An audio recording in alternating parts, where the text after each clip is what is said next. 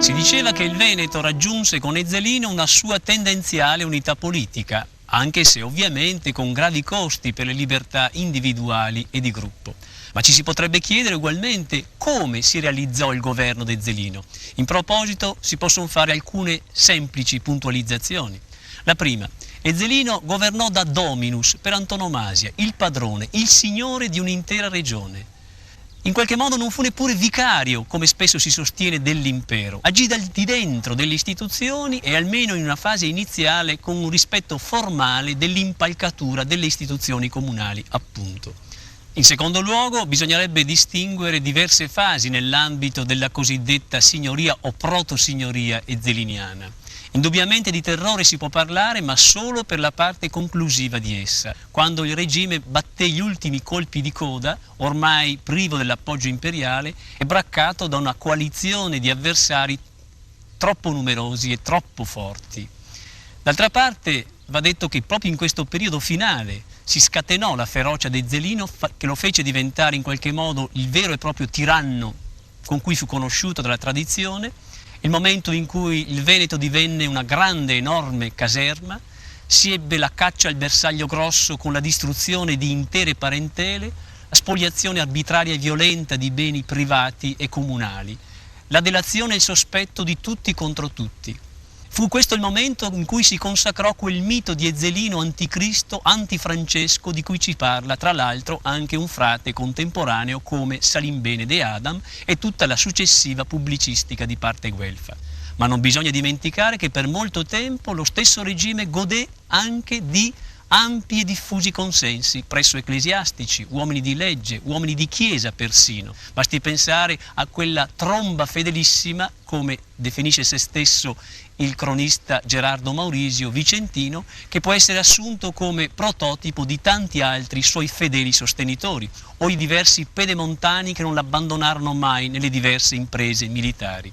E del resto basterebbe ricordare l'episodio di contadini trevigiani che, a distanza di una generazione più dalla fine dell'avventura ezzeliniana, furono interpellati da un giudice circa il significato di tiranni e se essi sapevano che Alberico ed Ezzelino erano stati tiranni.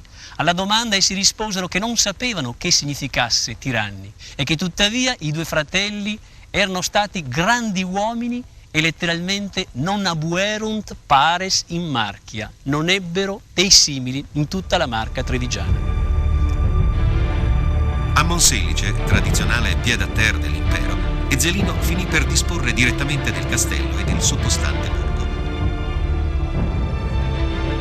È in questo periodo, infatti, che Monselice rafforza le sue difese.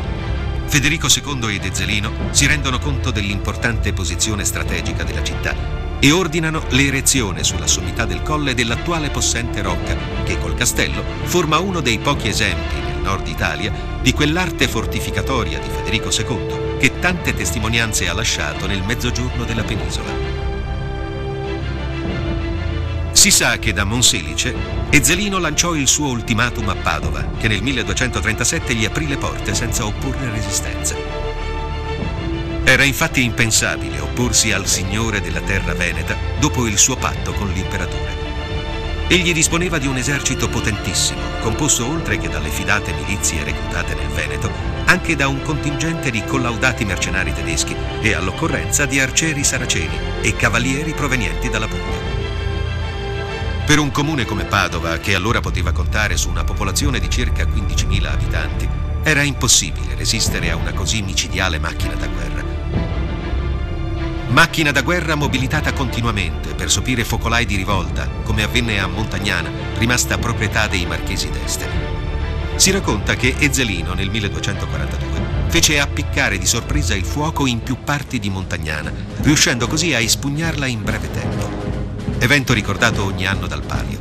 Anche qui, come a Monselice, sotto il dominio ezzeliniano si potenzia l'apparato difensivo di torri e mura. Completata più tardi, la fortezza è oggi uno degli esempi più imponenti e significativi di città murata medievale. Come ogni capo carismatico, provvisto di un potere totalitario, Ezzelino, nell'arco di un ventennio, seppe abilmente costruire il suo consenso, anche attraverso l'immagine delle imponenti opere difensive. quasi ossessiva la volontà di cancellare i palazzi comunali e quanto simboleggiavano. E fu quando la sua fama e il suo potere sembravano indistruttibili che un evento segnò l'inizio delle crescenti difficoltà per il suo regime: la morte di Federico II nel 1250.